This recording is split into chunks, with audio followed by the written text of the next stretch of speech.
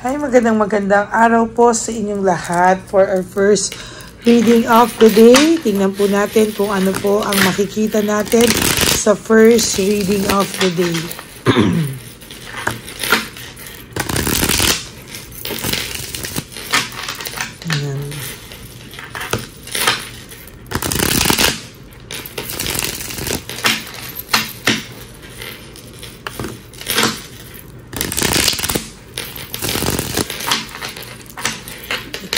I-pray niyo po ang aking paglipad bukas papuntang Amerika para bisitahin naman po ang aking magulang, nanay at ang aking kapatid. Pero wag po kayong mag-alala, sabi ko nga po sa inyo as promise, no, kahit nasang lupalo po ako ng mundo, ako po ay magbibigay pa rin sa inyo ng reading of the day.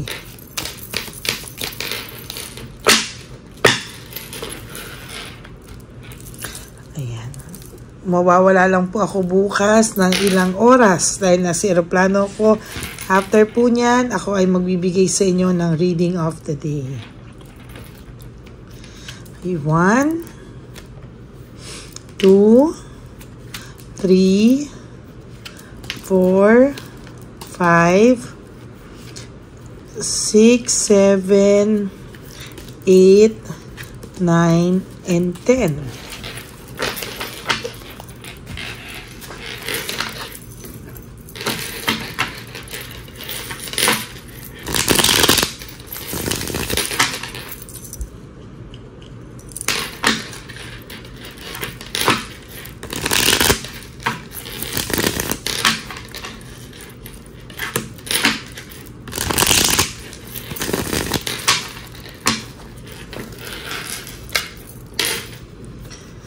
One, 2, 3, 4, 5, 6, 7, 8, 9, and 10.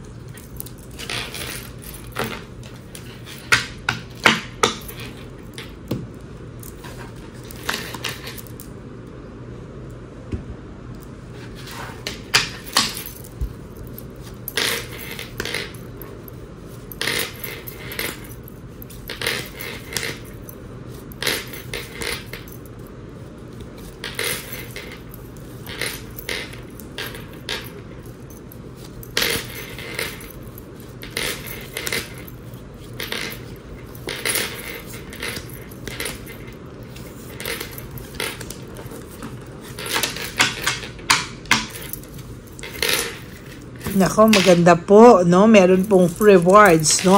Meron ka pong fruit of labor. Ibig sabihin, lahat po ng paghihirap mo ngayon, whether ito po ay sa love life mo, sa trabaho mo, sa pakikisama sa mga tao, lahat po ito ay re-rewardan ka po in time. Because sa nakikita ko po dito ay napaka ganda po, no, ng napakaganda po ng kanilang balik sa iyo ng tadhana, no, sa lahat ng paghihirap mo, lahat ng sakripisyo mo, ito po ay mapapalitan ng rewards o gantimpala talaga para sa iyo, no. Ikaw ay magagantimpalaan sa mga susunod na panahon. Sa nakikita ko din po dito, nagre-reflect din po ang taong nakasakit sa iyo, no? Right at this very moment and for the past days, nag-iisip po ang person mo tungkol sa iyo at naiisip niya po yung mga nangyari sa inyo, no? Parang hindi niya po matake yung mga nangyari sa inyo. Parang kinikilabutan po siya kapag naiisip niya po yung nangyari sa inyo, yung mga away nyo, no, na dati kayo ay masaya, kinikilabutan din po siya. Somehow, he is also affected, no? Affected po talaga siya. Then, meron po ako nakikita ditong satisfaction para sa'yo, no? Magiging satisfied ka po sa mga susunod na mababalitaan mo, susunod na mababalitaan mong nangyari sa person mo, or yung mga realization nila, no, sa tingin ko po ay magiging satisfied ka po sa mga susunod na events sa buhay mo, no? Kung akala mo po ngayon ay wala na po talagang kapag-asa, no, makaka-realize po ang person nyo sa lahat po ng ginawa niya sa iyo. Although, sa mga oras na to, sa pagre-reflect niya, parang iniisip niya na gusto niya muna po talagang mapag-isa, no? Kahit nandyan yung Chabelitang Palaka, wala po yung bigat. Wala po yung bigat. Talagang sa nakikita ko po talaga dito ay grabe po yung epekto nito, no, sa kanya, no? Parang gusto niya munang mag-reflect. Galit na galit ito. Minsan may times sa sobrang yung galit niya, no, pakiramdam niya, ikaw pa yung may kasalanan. Sinisisi ka niya. Pero may times po na parang naglalaylo siya bigla at pakiramdam niya ay siya naman po yung siya naman po yung bibigay, no? Siya naman po yung iiyak, siya yung nalulungkot, no? Ganyan po yung pakiramdam niya. Iniisip niya po yung masaya niyong samahan na sinira niya. As a matter of fact, ang daming pong nasira, no? Na dapat ay maayos sana pero nasira po ng bongga.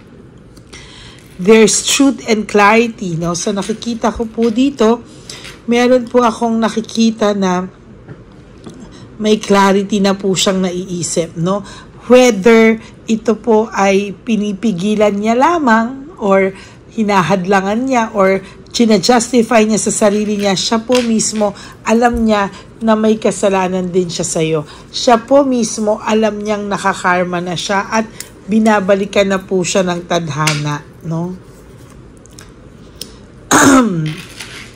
May peace of mind ka na po sa mga susunod na araw. Kapag hindi mo po inisip itong person na to, I will tell you, magkakaroon ka po ng peace of mind sa mga susunod na araw. No, kaya lang po masyado mo pong dinidrain yung sarili mo sa pag-iisip sa taong ito. Kaya minsan po ay nahihirapan ka po, no? Yung kahinaan mo po na mamanipulate, no? Parang dati yung kahinaan mo masyadong minanipulate, pero ngayon po kasi sa nakikita ko, parang sa pagre-reflect niya, nakikita niya na somehow hindi ka na rin po niya pwedeng ganong sisihin, kantiin, kasi hindi mo na po binibili yung kanyang storya, no? O kaya yung kanyang mga palabas, hindi mo na po binibili. Ngayon parang self-confident, feeling niya may confidence level ka na hindi niya po alam saan mo po biglang hinugot o saan mo po biglang kinuha. Somehow, ayan po, no, naiisip niya po na saan daw po nanggaling yung lakas ng loob mo. No, nadi-discourage na din po ito most of the time ngayon, ano, nadi-discourage na po ito and nai-insecure, no, hindi niya po alam kung saan mo kinuha yung lakas ng loob mo, no. Ayan, no. Oh. Leaving behind, walking away, inisip niya po lumayo sa'yo, no? Pero ngayon po, ayan po ang naging problema niya na kung kailan po naisip niya sanang bumalik, hindi niya po magawa because of too much pride, dahil po siya mismo po, nagalit po siya mismo, no? Sa sarili niya, no? Dahil hindi na po siya makabalik sa sobrang hiya din, na hindi niya po alam kung bakit siya nagkaganyan, anong nangyari sa kanya. O yan po ang matinding sagabal sa kanya sa ngayon, no? Yung ganyan pong thinking niya. Gusto niya po sana ulit kuhanin yung control, pero hindi niya po magawang kuhanin sa iyo yung control ngayon. Dahil siya po mismo sa sarili niya, hindi niya po alam paano yung nangyayari sa kanya, no? Deep inside him, hindi niya po alam kung paano po talaga lahat, oh. Iyan po yung sinasabi ko sa iyo, minanipulate ka po nito, pinalabas po niya na ikaw pa rin po ang may kasalanan, pinalabas niya po na ikaw pa din yung may kasalanan, siya pa rin yung biktima. Pero ayan, binabalikan po siya, high level of scrutiny, binabalikan po siya ng tadhana ng bonggang-bongga, no? Binabalikan po siya at hindi niya po alam kung ano po yung gagawin niya sa mga susunod na panahon, no? Ayan, oh. There's home conflict, lack of support. So, nakikita ko dito, may lack of support akong nakikita. May nakikita akong conflict between your person and the third party. Hindi po niya sinusuportahan at panay lang po pakabig, tama ba yung word ko? Pakabig yung third party, no? Pakabig lang po talaga at ang layo-layo po sa pag-aalagang ginawa mo. So, totoo lang, pasuko na rin po itong person mo. Pasuko na rin po siya, feeling niya talaga yung mga nangyayari ngayon, somehow, magulong-magulo. No, yung buhay niya daw po ay sobrang gulo. There is also this depression. Ayan, no? May depression po akong nakikita dito. No? May depression po akong nakikita dito. Nadidepress po yung person nyo dahil hindi niya po alam ano po yung kanyang mga next moves. No? Punong-puno po siya ng galit. Oh. Punong-puno siya ng galit sa iyo. Punong-puno siya ng galit sa sarili niya. Punong-puno siya ng galit sa sitwasyon. At siya lang po ang makakatulong sa sarili niya kung paano niya po tatanggalin ang galit na ito. Ang dami niya pong namimiss na chance, loss of opportunity, dahil po sa pride and ego niya na siya lang din naman po ang makakasagot niyan, no? Hindi niya po alam, pero hindi niya rin po alam na panay group conflict ang nangyayari sa kanya, sa kanila ng third party. Frustrated din siya sa sitwasyon na pinasok niya, no? Even siya, no? Ang dami po niyan at kasi balik po yan sa ginawa niya. Sa panloloko niya, there's this deception and manipulation. Niloko ka na, ikaw pa yung minanipulate niyang may kasalanan. Ikaw pa yung minanipulate niya na hindi makaalam ng tama't mali, na mayabang, na may kasalanan, na inapi siya, ikaw pa po lahat. So ngayon, binabalikan po siya talaga at napro-frustrate po siya sa mga nangyayari. No? Frustrated siya, galit siya sa mundo, galit siya sa iyo, galit siya sa sarili niya, galit siya sa sitwasyon, galit siya sa buong mundo. No? So yan po ang first reading of the day nyo. For today, mag-ingat din po kayo sa bagyo, no? Sobra po yung bagyo. And please pray for me tomorrow that there will be no turbulence in Jesus' name, no? Dahil alam ko po may bagyo pero wala po yan. Ipapanalangin po natin na walang turbulence at walang sagabal, no? Sa aking pagbisita, sa aking pamilya, no? Huwag po kayo mag-alala. Ang sabi ko nga po sa inyo, kahit nasang lupalop ako, hindi niyo po ako mamimiss. Baka mas marami pa po akong readings pag nandoon ako. Okay? So mag-ingat po kayo and may God bless you all. Ayan. At for those of you who would like to have a private reading with me, you can message me po at Ladyly Elena. That's Ladyly Elena. Nasa dulo lang po yan ng ating video. You may call me dyan po sa ating Ladyly Elena channel, FB channel, Messenger channel. Nasa dulo po yan na ating video. Diyan nyo lang po ako makakontakt. That's my only official and legit FB account. Ayan. And for those of you who would like to give me a super thanks, maraming salamat po. Lalo na po tayo ay nag-iipon para sa ating One Love a Day Christmas edition for our street lolos and lolas. Ayan. So, yan po, no? Kailangan po natin yan, no? Makapag-ipon para mapasaya po natin ang Pasko ng ating mga dear lolos and lolas sa kalye. Maraming salamat po. And, of course, thank you for not skipping ads. Tulong nyo na po yan sa ating channel.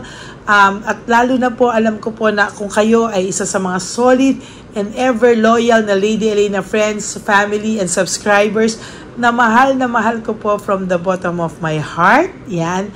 Lagi ko po sinasabi sa inyo na maraming salamat po na kahit marami pong naglalabasan na mga tarot card readers na nagsusulputan left and right, hinahanap nyo po ang aking channel. Yan. Maraming salamat po sa inyong lahat. And thank you for thank you po sa lahat ng suporta nyo. No? Maraming salamat po.